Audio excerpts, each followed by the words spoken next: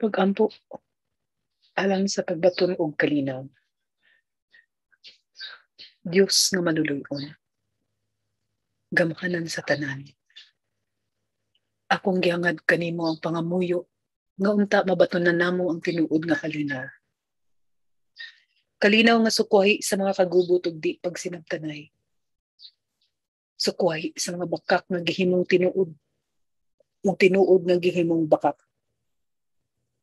Patagi kami og kaligbing aron makita namo ang kamatuoran luyo sa mga bakak ug ang mga bakak nga nagtabon sa kamatuoran. Bubuhi kami sa imong grasya sa pagpasaylo ug kaluoy nga sa matag usa ka namo mamahimo kaming matidud-anon sa among kaugalingon ug sa among isig kaingon. Nga sa hingpit magmatidud-anon kami diha sa mga pulong sa pagtuo ug pagsalig nga among gisaad ug gibutyag anak kanimo.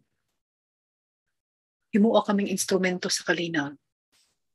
Kalinaw mga gikan sa among kasing-kasing ug sa among salabutan aron makabuot namo ang tiunay nga pagsinabtanay. Ginoo, ipakailap ang imong kahayag. Ug unta mabati namo ang tinud-anay nga panaghiusa.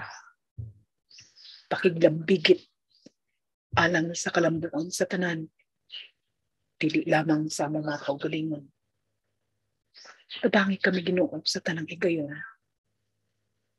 Tabangi kaming mabatunan namo ang tinuod nga kalingkawasan, ang tinuod nga kalinaw nga na kanimo.